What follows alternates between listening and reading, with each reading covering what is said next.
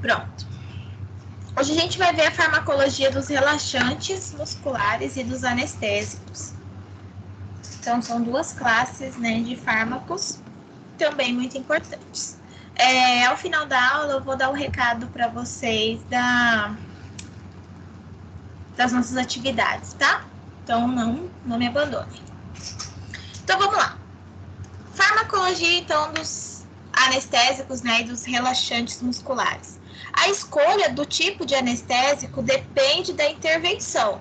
Se ela vai ser diagnóstica, se tem finalidade terapêutica ou cirúrgica. Então, a depender da intervenção que for realizada com o paciente, é que vai ser a escolha dessa anestesia, né? Desse procedimento anestésico.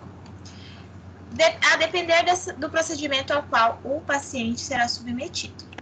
Por exemplo, cirurgias superficiais, né, pequenas, ou procedimentos diagnósticos invasivos, os sedativos orais e parenterais podem ser usados em combinação com anestésicos locais. Então, por exemplo, quando vai fazer um exame de endoscopia, usa-se sedativos, né, para fazer a indução da sedação ao paciente e realizar o exame, né, com maior tranquilidade, visto que é um exame que é invasivo, né? Então, eles fazem essa sedação. E a pessoa precisa de toda uma recuperação quando volta da endoscopia, todo um processo de recuperação dessa sedação, né? E combinado também quando é algum outro procedimento, por exemplo, uma cirurgia de grande porte, né? Às vezes eles combinam a sedação com anestesia geral, por exemplo. Ou, se há necessidade de sedação, independente do procedimento,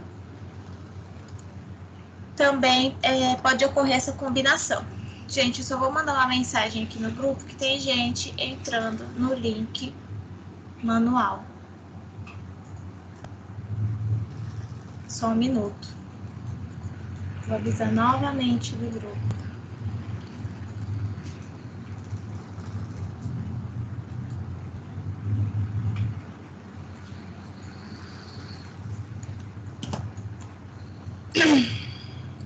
Então, a gente pode, né? A gente não, na verdade, os médicos que fazem essa anestesia e sedação, eles podem optar pela combinação desses dois fármacos. Na teoria, a anestesia geral deve produzir um estado, né, neurofisiológico caracterizado por 5 efeitos. Então, essa anestesia geral, né, que é um tipo de anestésico que a gente vai falar agora, ela deve seguir, né, deve ter esses efeitos. São eles: a perda da consciência. Então, o primeiro efeito, né, esperado na anestesia geral é a perda da consciência. O segundo, a amnésia. O terceiro, a analgesia, né, para não sentir dor. Inibição dos reflexos autonômicos, isso mesmo. E relaxamento da musculatura esquelética. Então, ocorrem esses processos, né, de perda de consciência, amnésia, analgesia, inibição dos reflexos e relaxamento da musculatura. Esses são os passos, né, para essa ação, né? Esses são os efeitos esperados da ação dos anestésicos gerais. Então, atualmente, não existe disponível no mercado algum fármaco que possa, né, isoladamente fazer esses 5 efeitos esperados, né? A amnésia, a perda de consciência, a analgesia. Não existe um fármaco específico que vai gerar esses 5 efeitos. Dessa forma, eles vão ter que ser conjugados, né? Que é chamada de anestesia balanceada, que é a junção, né? Nada mais é que a junção de 2 tipos de fármacos. Por isso, é comum o uso de combinações, fármacos injetáveis e inalatórios, né? Ou inalatórios, para tirar proveito das vantagens de cada composto e, ao mesmo tempo, né? Minimizar os efeitos adversos causados por esses fármacos.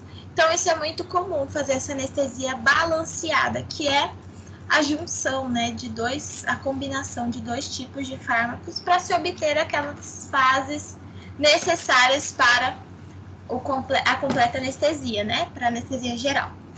O mecanismo de ação dos anestésicos gerais ainda não foi completamente elucidado, né, então não tem na literatura uma descrição clara de como eles agem no organismo.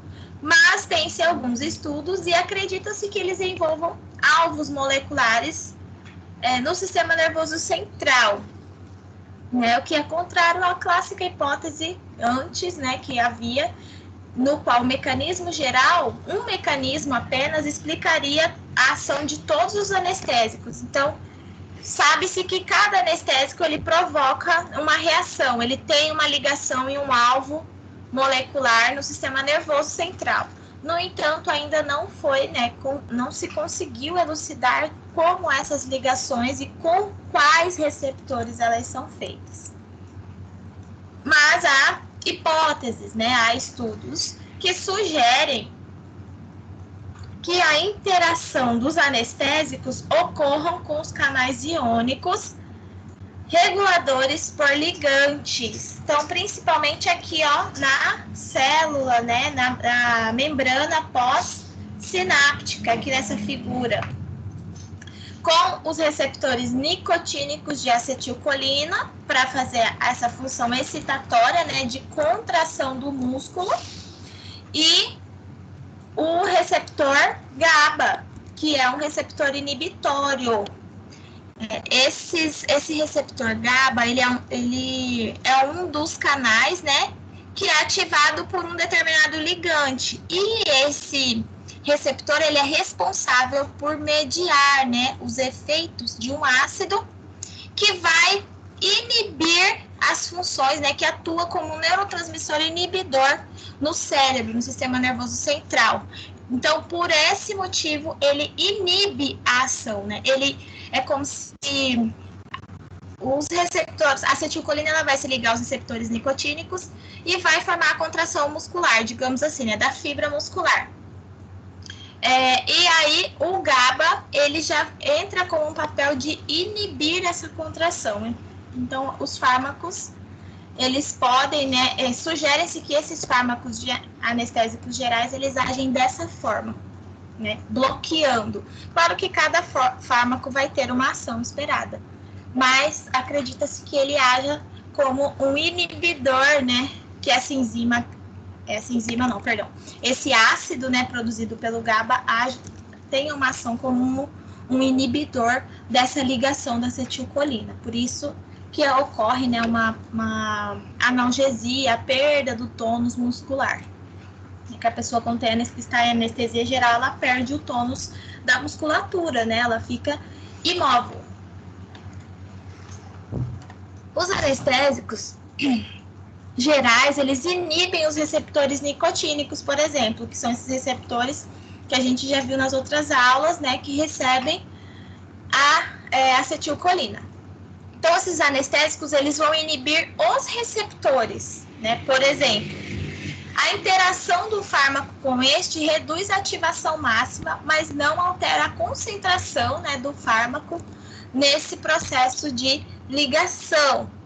Então, esse anestésico geral, né, a depender do fármaco que vai ser combinado, os anestésicos em geral, eles vão inibir esses receptores, então a acetilcolina não vai conseguir fazer a ligação. Mas a interação do fármaco com esse receptor vai reduzir, né, a ativação máxima, o pico máximo do fármaco no organismo. No entanto, a concentração não será afetada, né? Essa inibição não competitiva significa que esse fármaco ele não vai competir a ligação do receptor com da acetilcolina com o receptor. Ele não vai competir. O fármaco não vai competir com a acetilcolina para se ligar ao receptor nicotínico.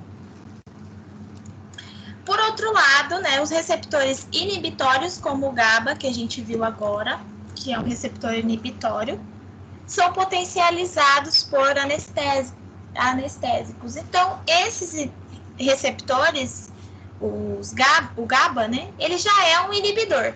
Quando administrado um fármaco anestésico, ele vai potencializar a sua ação de inibir, né, de não promover a ligação dessa acetilcolina com seu receptor. Nessa situação, ocorre sim a diminuição dessa concentração do fármaco e aumenta a resposta máxima do fármaco esperado no organismo. Diferentes classes dos fármacos podem atuar de forma diferenciada sobre o mesmo receptor. Então, a depender do tipo, né, de fármaco, é que ele vai ter o seu mecanismo de ação esperado. Mas, de maneira geral, a anestesia ela tem 4 estágios. Quais são eles? A analgesia, a excitação, a anestesia cirúrgica propriamente dita e a depressão bulbar, né?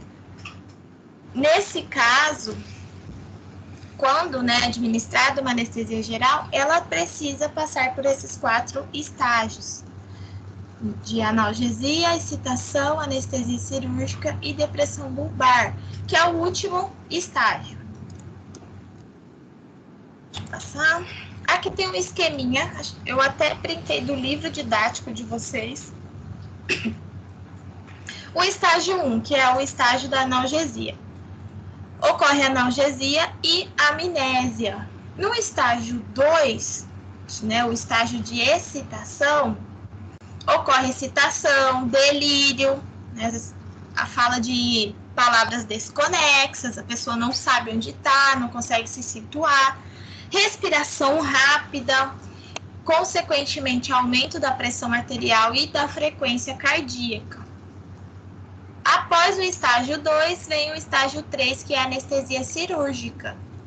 Estado de inconsciência, a respiração ela já se torna regular e ocorre redução dos movimentos oculares. Então, ocorre o início da cirurgia.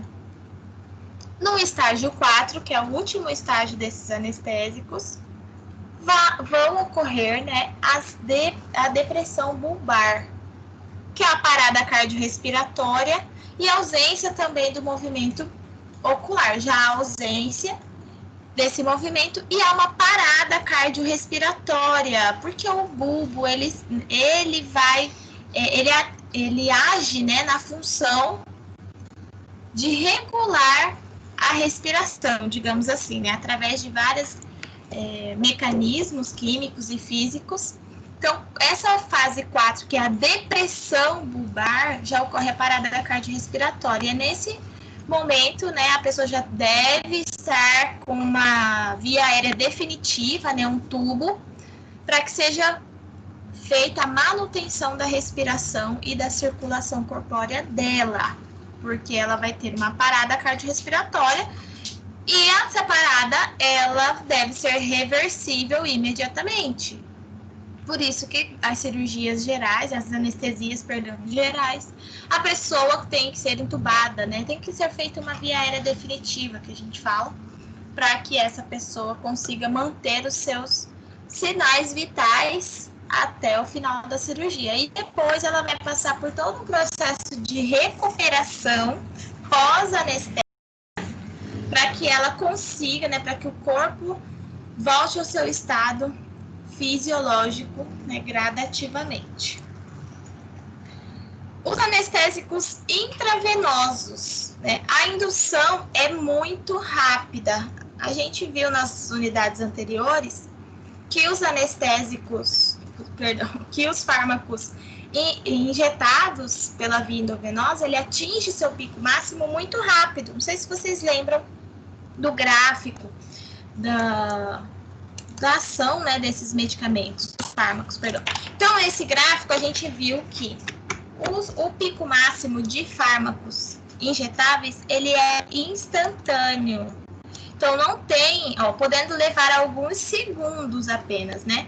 E também são usados para manutenção da anestesia. Então, esses fármacos também são utilizados para manter essa anestesia ou para induzir a anestesia. Porém, assim como medicações endovenosas, é preciso um cuidado extremo em relação à anestesia intravenosa, uma observação rigorosa. Não temos chance de erro quando o medicamento é injetável, porque esse medicamento ele vai atingir seu pico máximo, esse fármaco, não é medicamento, é fármaco, vai atingir seu pico máximo muito rápido e irreversível. Como é que você vai tirar uma medicação injetada por via endovenosa? Não tem como. Tem como injetar e depois perceber o erro e aspirar que a medicação vai sair, que o anestésico vai sair, que isso não vai acontecer. Esses fármacos, eles são lipofílicos e atingem preferencialmente tecidos lipofílicos altamente vascularizados, como, por exemplo, o cérebro. Então, esses fármacos, eles são solúveis, né? Lipossolúveis, eles são solúveis a gordura, a lipídio. Então, por isso eles têm maior afinidade com tecidos que tenham esses compostos. Exige um cuidado maior durante a administração, já que alguns fármacos não podem ser removidos facilmente. Então, o fármaco intravenoso, ele não pode ser removido. Dessa forma, precisa-se tomar cuidado na administração, né? Geralmente é feita uma administração mais lenta e vai se observando a reação do paciente, né, que vai ser submetido a determinado procedimento. O término do efeito ocorre pela redistribuição para os tecidos muscular e adiposo. Então, esse fármaco, ele vai ser redistribuído através dos tecidos, né, tecidos musculares e tecidos adiposos, e depois ele vai diminuindo o seu efeito a partir disso. Por isso, mais uma vez, a importância de fazer a recuperação, né, pós-anestésica. Gente, só um minutinho que eu vou baixar aqui a lista de... Só para eu ir acompanhando quem tá comigo, quem tá semigo. Opa, acho que tá semigo. Peraí. Então, alguns exemplos, né, de... Só um minutinho que falou aqui. A má qualidade da rede. Aí, voltou. Existem alguns exemplos de fármacos dessa classe, né, de anestésicos intravenosos, como, por exemplo, os barbitúricos, tiopental, propofol, etomidato e cetamina. Então, são alguns exemplos de fármacos. Assim como os anestésicos intravenosos, nós temos também os anestésicos inalatórios. Então, a gente viu o anestésico geral, intravenoso, e agora a gente vai ver os inalatórios. Esses fármacos, né, assim como os intravenosos, os anestésicos intravenosos, o principal local de ação deste fármaco é o sistema nervoso central. Então, os fármacos inalatórios, eles também vão agir, né, causando uma depressão do sistema nervoso central. Estes fármacos inalatórios, eles são absorvidos pelos alvéolos pulmonares através da difusão pelo epitélio, né, pelo tecido alveolar, e distribuídos pela circulação para os demais tecidos. Então, a gente vai resgatar, tentem se lembrar lá da anatomia, da fisiologia do sistema respiratório. A gente tem nos pulmões, né, tem a traqueia, brônquio, bronquíolo e alvéolos, né, resumidamente. E os alvéolos são os responsáveis por exercer as trocas gasosas, né? E são altamente vascularizados. Então, esses fármacos, quando eles são inalados através da expiração, eles vão, né, com o oxigênio, juntamente com o oxigênio, vai para dentro dos alvéolos. E quando os alvéolos forem executar essa troca gasosa, esse anestésico ele também vai entrar na circulação e vai ser distribuído para os demais tecidos do organismo. Então, é dessa forma que os anestésicos inalatórios, né, eles vão entrar na corrente sanguínea. Então, o que determina a taxa de difusão, nesse caso, é o equilíbrio da pressão parcial do fármaco e não a concentração. Então, o que vai determinar nessa taxa de difusão, quanto esse fármaco vai ser absorvido, né, vai ser difundido para o sistema circulatório e distribuído para os demais tecidos, é o equilíbrio da pressão que esse fármaco vai exercer, né, dentro desses alvéolos, e não necessariamente da concentração que ele traz. Esses anestésicos, eles podem ser classificados em duas formas. Os anestésicos limitados pela ventilação, exemplo do éter, dielítico, né? Enflurano, isoflurano e alotano. E temos os anestésicos limitados pela perfusão, óxido nitroso, desflurano e sevoflurano. Os anestésicos limitados pela ventilação, eles precisam, né, necessariamente entrar na corrente sanguínea, né, entrar em contato com o organismo através da respiração. Então, se não houver respiração, esse fármaco não vai ter seu efeito completo. Eles precisam entrar nos alvéolos para poder entrar na circulação, né?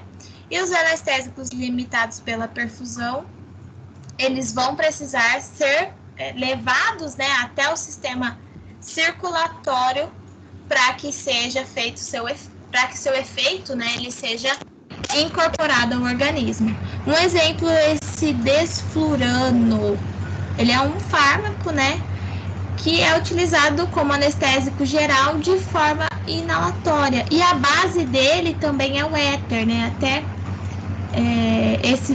os anestésicos limitados pela ventilação também tem fármacos que tem a sua base, né, de produção, o éter. Deixa eu passar aqui. Às vezes trava para mim, eu não sei se trava para vocês. Então, quanto menos solúvel o fármaco for no sangue, mais rápida será a indução da anestesia. Quanto menos solúvel, então, quanto menos ele se dissolver no sangue, mais rápido essa pessoa vai ser induzida para a anestesia. Então, existem diversos tipos, que a gente até viu aqui esses exemplos, de fármacos inalatórios. Então, quanto menos solúvel ele for, mais rápido ele vai exercer, né, a sua função de indução anestésica. Alguns fatores fisiopatológicos que podem ou não ser manipulados pela anestesia podem afetar a absorção e distribuição dos anestésicos inalatórios. Por exemplo, a ventilação. Se ele é inalatório, ele é diretamente, o seu efeito, né, está diretamente ligado à ventilação, à respiração, né, a inspiração e expiração e a ventilação dos tecidos. Por exemplo, a hipoventilação vai retardar... Desculpa, gente. Vai retardar a indução à anestesia, né? A esse processo anestésico. Então, quando a pessoa hipoventila, está com a sua ventilação diminuída, vai ocorrer um retardo da indução à anestesia, porque se não entra ar no pulmão, se não entra oxigênio nos alvéolos, não vai acontecer essas trocas. Se entrar pouco oxigênio, essas trocas vão ocorrer, mas de maneira mais limitada, de maneira mais demorada. Então, a pessoa que está hipoventilando, a indução anestésica vai ser mais demorada, porque as trocas gasosas entre os alvéolos e os vasos sanguíneos pulmonares vai ser menor e mais lenta. Não quer dizer que a pessoa não vai ter esse processo anestésico. Ela vai, mas vai demorar um pouco mais. Alteração do débito cardíaco, que resulta, consequentemente, em alteração do fluxo sanguíneo dos pulmões, né? Então, altera a quantidade de circulação sanguínea, de quantidade de sangue circulando, altera o fluxo de sangue também nos pulmões. Por exemplo, uma diminuição do débito cardíaco acelera essa indução, né? Porque vai ter menos sangue e essa indução será acelerada.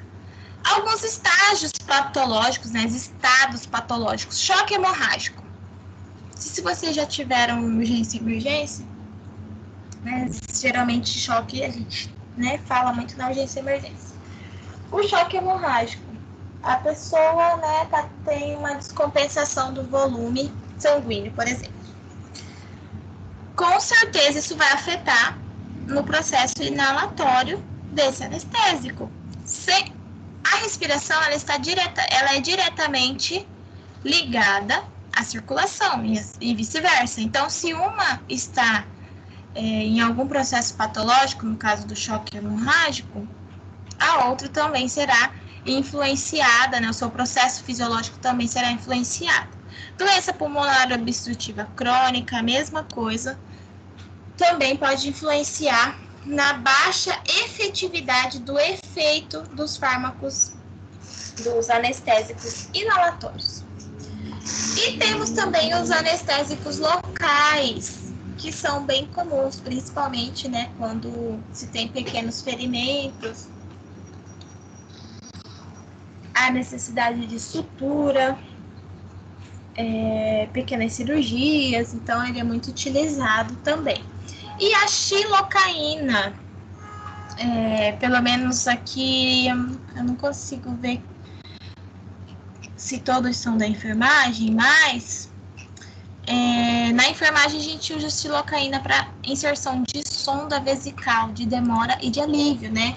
Também inserção de sondagem nasointeral, nasogástrica. Então, esse é um anestésico local tópico, né? Ele é através da pele, né, dos tecidos epiteliais, e ele faz essa anestesia local. É um exemplo de anestésico que é amplamente utilizado também até no mercado farmacêutico, nos serviços de saúde, é muito utilizado. Diferente dos anestésicos gerais, os anestésicos locais são usados para inibir a percepção das sensações periféricas, motoras e autônomas, incluindo a dor e prevenir o movimento. Então, os anestésicos locais, eles vão inibir essas percepções, né? Não de uma maneira geral, mas eles vão, aonde for administrado, né? Eles vão fazer esse processo de inibição e até prevenir o movimento. Por exemplo, quando você vai ao dentista e ele dá uma anestesia, né? Ele atinge um nervo, né? Um plexo de inervação, e isso causa uma paralisia. A anestesia local do dentista, por exemplo, né? Vamos usar a anestesia do dentista, que a maioria das pessoas já devem ter passado, né, por esse procedimento. Ela causa uma paralisia, você não consegue mexer o lado da boca que está anestesiado, né? Então, vai prevenir esse movimento para executar algum tipo de intervenção ou de procedimento. Os fármacos são administrados direto no tecido, né, ou no tecido-alvo ou no órgão. Eles são locais, né? A aplicação pode ser tópica, né, na pele. Injeções próximas a terminações nervosas, são lá periféricas. Pode ser peridural ou no espaço subaracnoide também, né? Lembra da anatomia crânioencefálica? Então, também pode ser administrado dessa forma. E a circulação sistêmica serve apenas para diminuir ou terminar seus efeitos. Então, existe a anestesia local e a circulação geral, né, do corpo, a circulação sistêmica, ela vai agir para diminuir a ação desse fármaco, né? É como se ela, entre aspas, dissolvesse esse fármaco na circulação para ir passando o efeito, né? A gente fala que com o passar do tempo vai passando o efeito da anestesia, porque ela é diminuído o seu potencial de ação através da circulação sistêmica sanguínea. Os anestésicos locais são utilizados em cortes pequenos, em queimaduras, em procedimentos obstétricos, Cirurgias de grande porte também, a depender da necessidade, né, desse anestésico local. Sua ação ocorre pelo bloqueio não seletivo de canais de sódio regulados por voltagem, né, regulados por um potencial elétrico, o que previne a propagação de potenciais de ação pelos nociceptores aferentes. Então, nociceptores são os receptores da dor, né? São receptores sensoriais que enviam um sinal que causa a percepção de dor. Então, a gente chama que é o receptor de dor. Aferente, o que significa aferente? Que ele vai trazer a informação da periferia para o sistema nervoso central. Então, por exemplo, quando você espeta o dedo, você sente essa dor e é enviada uma mensagem instantânea, né, para o sistema nervoso central e você tem um reflexo com os nervos eferentes de puxar a mão.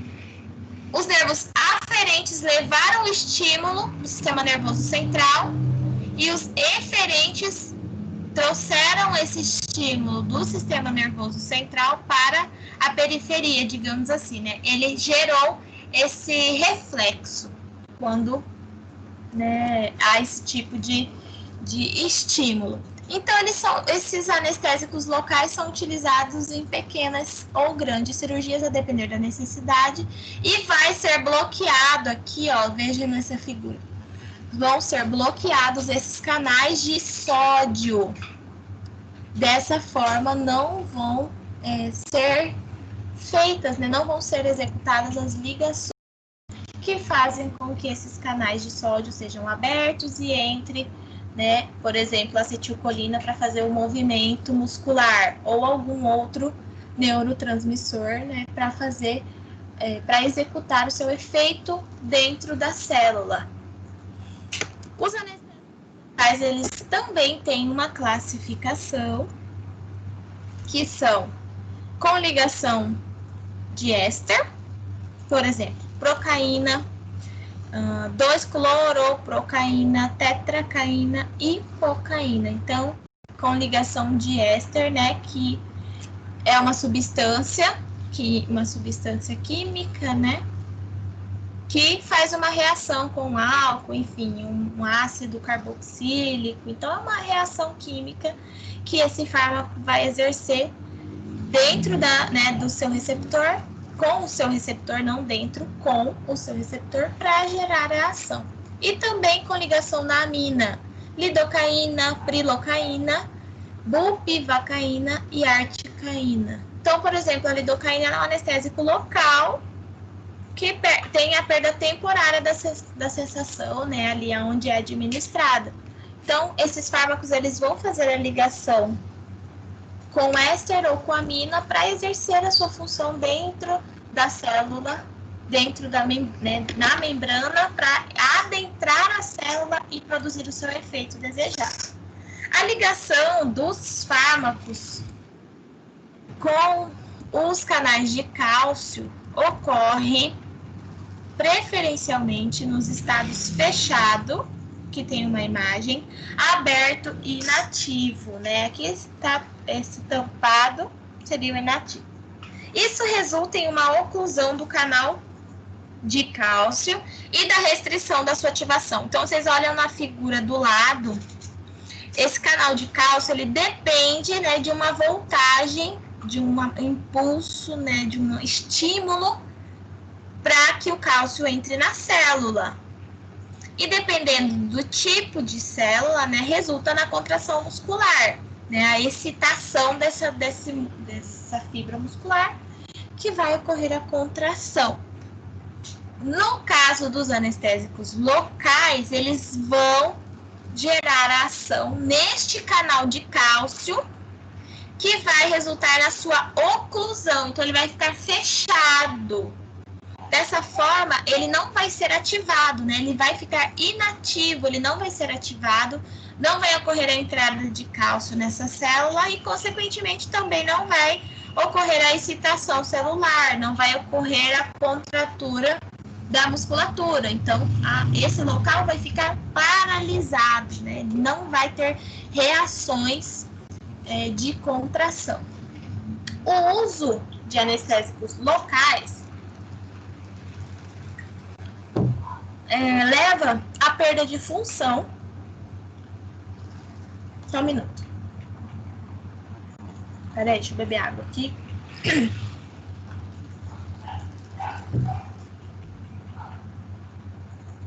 Leva a perda de função na seguinte ordem: primeira dor, segunda dor, perda da temperatura, tato, propriocepção, né?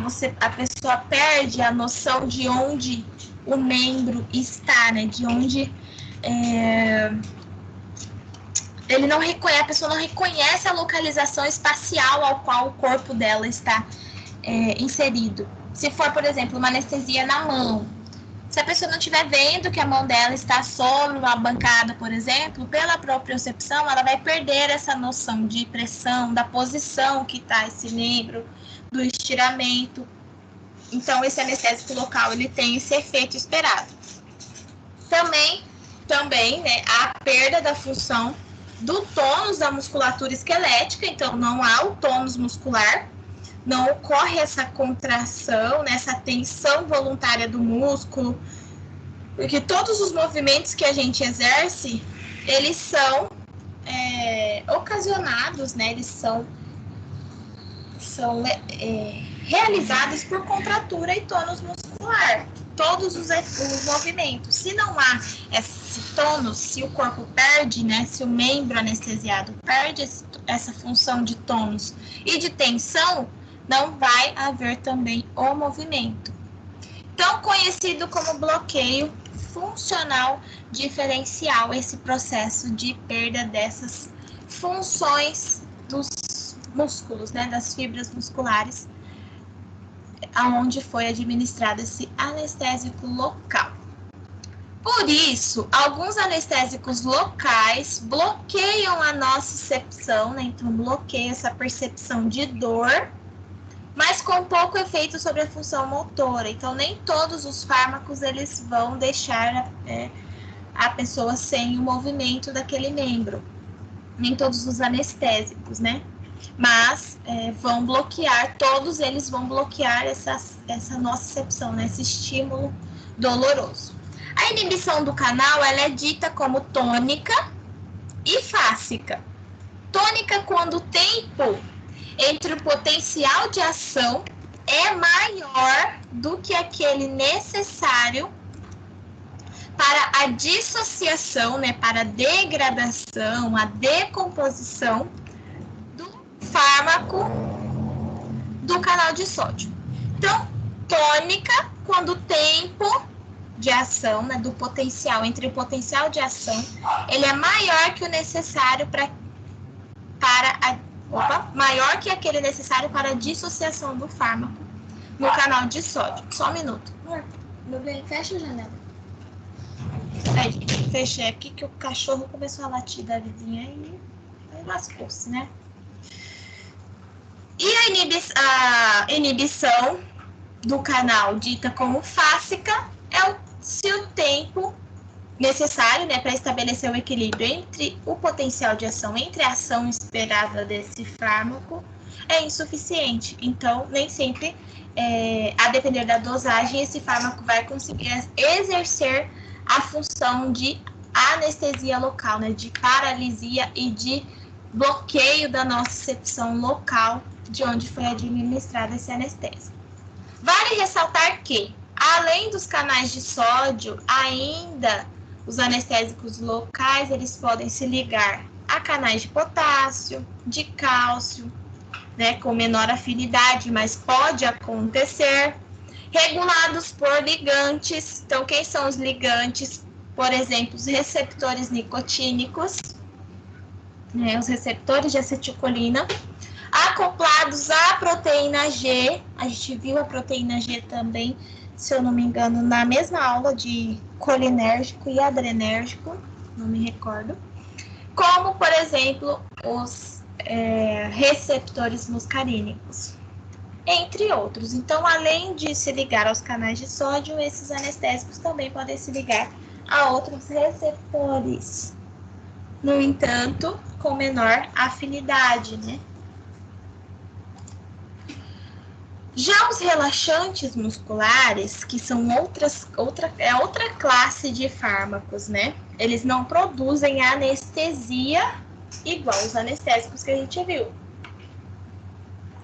Analgesia, eles não vão produzir essa perda da dor, né? Da sensibilidade à dor, do estímulo. Mas eles também vão atuar na fibra muscular, né, no tecido musculoesquelético. A magnitude do potencial na placa motora é proporcional à quantidade de acetilcolina liberada na junção neuromuscular. Quanto mais acetilcolina for liberada, maior vai ser o potencial de ação desse relaxante muscular. Porque a gente viu que a acetilcolina, ela, né, a gente viu na outra aula, a gente viu agora um pouquinho rapidinho, que a acetilcolina, ela faz essa ligação, né? Ela entra, vai lá para as cápsulas, para as vesículas, é liberada, né, na fenda sináptica, faz a ligação com o seu receptor, é degradada pela enzima acetilcolinesterase, e depois é reciclada e faz todo esse processo novamente. Isso a gente viu quando a gente falou da acetilcolina e da noradrenalina. Então, percebam nessa figura aqui, também tem no livro didático de vocês.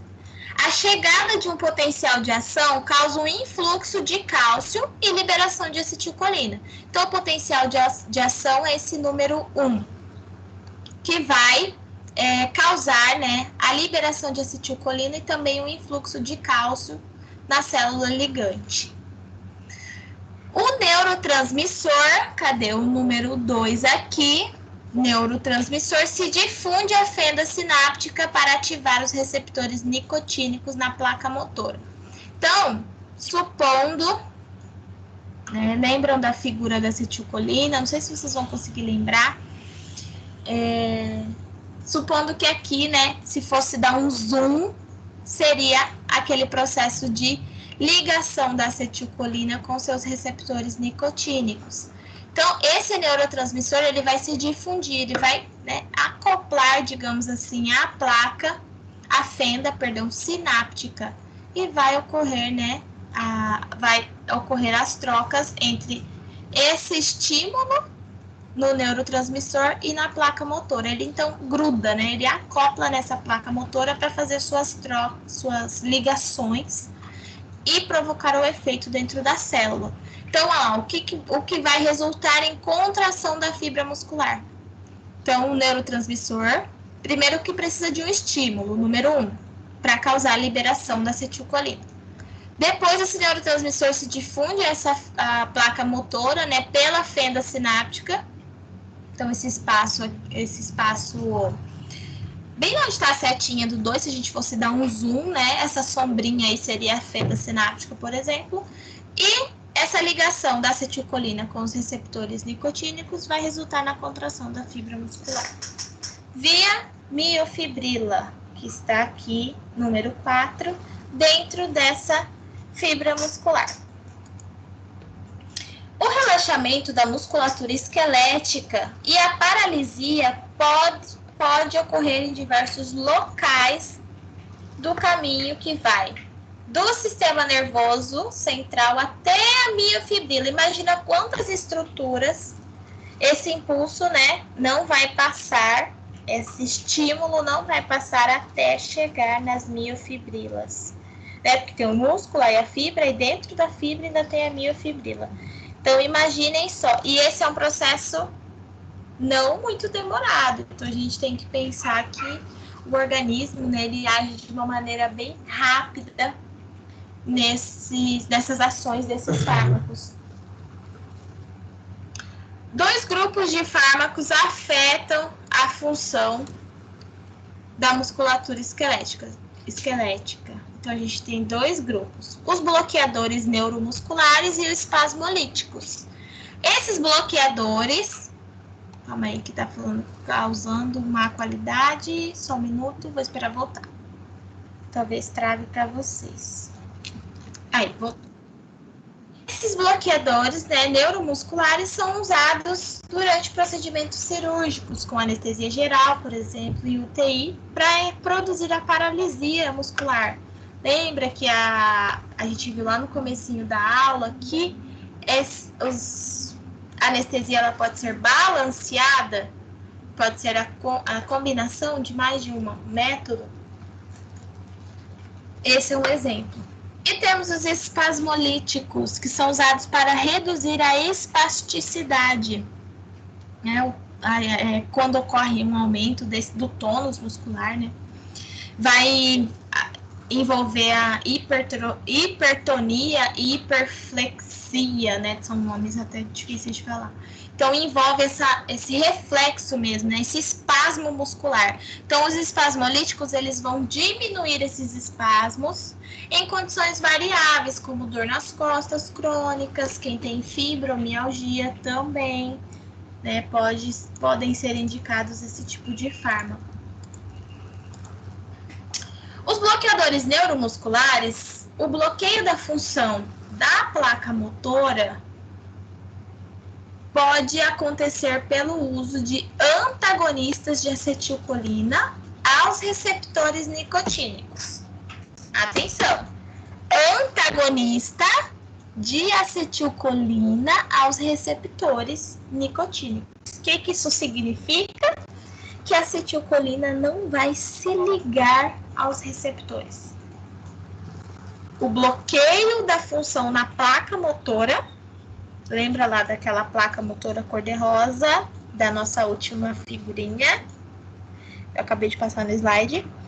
Então, esse bloqueio da função dessa placa motora de fazer a contratilidade, né, de executar os movimentos de tônus muscular, vai acontecer, né, pode ocorrer pelo uso de antagonistas de acetilcolina, é uma das formas, aos receptores nicotínicos. A acetilcolina não vai nem se ligar a esses receptores, não vai ter nem a chance de entrar em contato com, né, essa placa motora.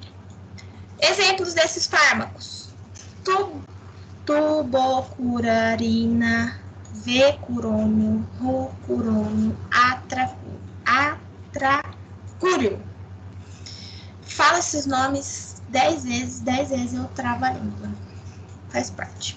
Então, que previnem a despolarização promovida pelo neurotransmissor por bloquear a abertura dos canais de sódio, né? Que é um bloqueio não despolarizante. Então, essa despolarização, né, vai aumentar a permeabilidade para a entrada dos íons de sódio nessa membrana celular, né, nessa placa motora. Isso vai propiciar um grande fluxo do sódio de fora para dentro da célula, por meio dessa membrana. Então, vai prevenir essa despolarização, então vai prevenir a abertura, né, a permeabilidade desses canais de cálcio, promovida pelo neurotransmissor, né, pela acetilcolina, por bloquear a abertura lá dos canais de cálcio. Então, esse bloqueador, né, neuromuscular, um relaxante muscular dessa classe, ele vai fechar, vai bloquear a abertura desses canais de sódio, impedindo com que eles sejam abertos, impedindo com que entre sódio e impedindo com que, né, ocorra afinidade com a acetilcolina e assim impedindo os demais passos, né, que a acetilcolina vai fazer, as demais etapas que a acetilcolina vai cumprir dentro dessa fenda sináptica até ela entrar na membrana dessa célula.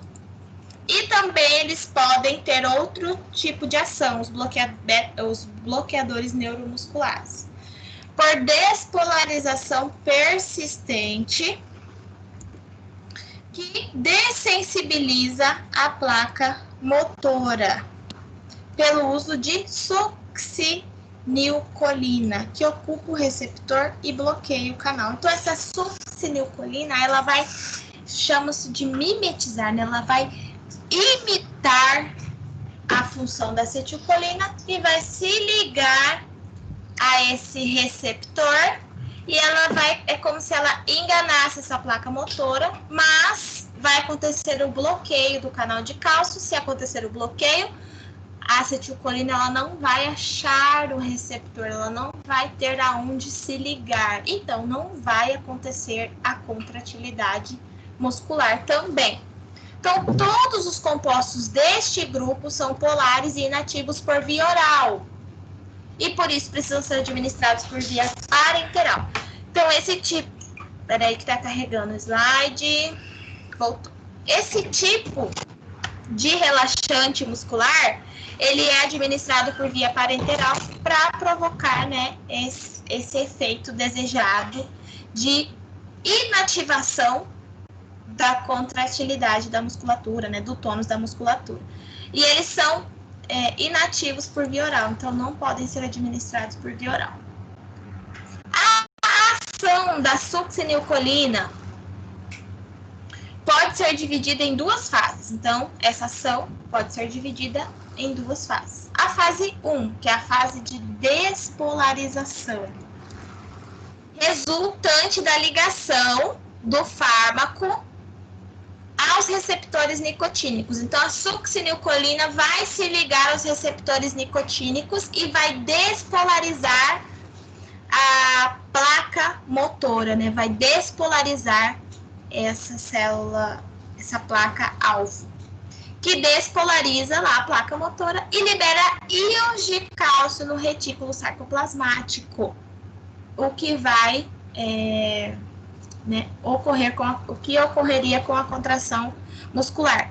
Então, a fase 1 da succinilcolina, ela vai se ligar ao fármaco, ela vai se ligar ao receptor, ela vai se ligar ao receptor nicotínico e vai despolarizar essa placa, né? Ela vai inibir a ligação da acetilcolina. Em condições normais, ó, aqui tem até essa figura, essa que eu queria que vocês lembrassem. Lembra lá como se fosse um zoom naquela ponta? Era essa figura, mais ou menos essa figura aqui, né? Que tem diversas figuras com esse formato.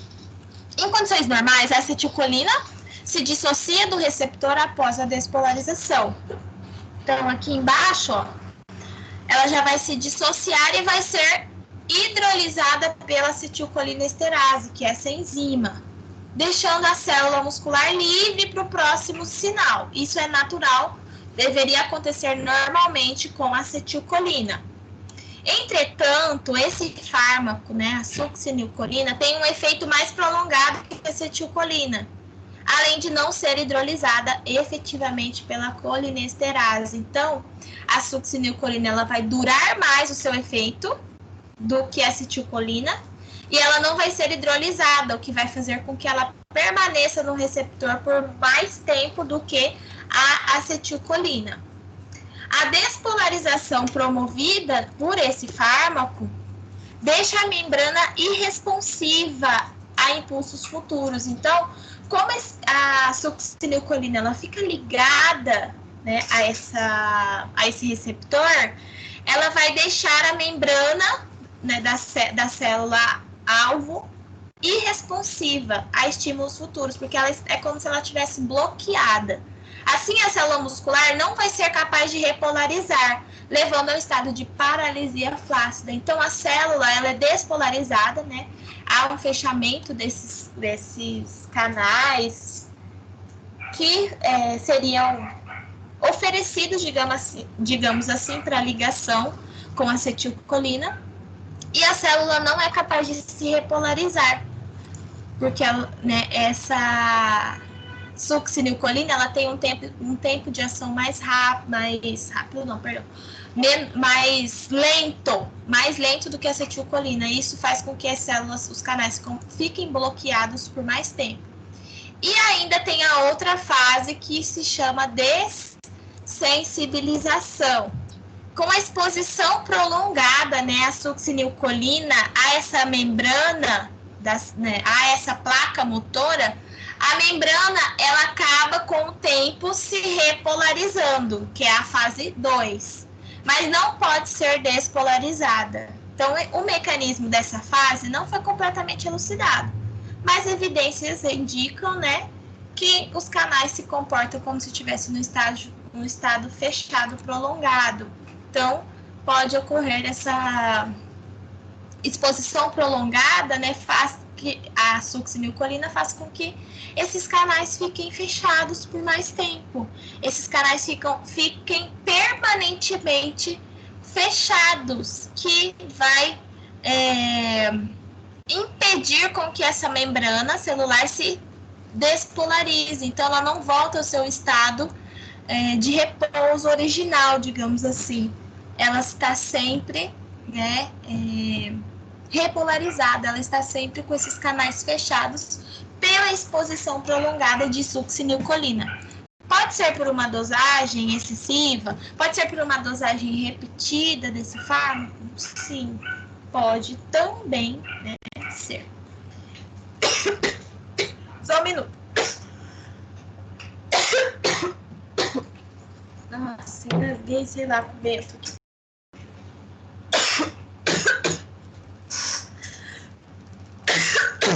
Oh, meu Deus.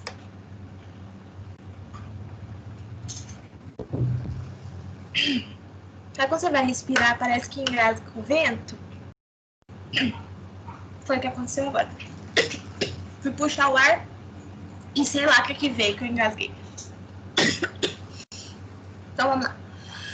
Em um estágio mais avançado dessa fase, né, da fase 2, o bloqueio assemelha-se ao não despolarizante com possibilidade de reversão por inibidores da acetilcolinesterase, que vai aumentar, né, a quantidade de acetilcolina, porque ela não vai ser hidrolisada, e pode ser que seja reversível, sim, com o tempo, né? Essa fase 2 se torne reversível e a membrana volte, né, a ser despolarizada.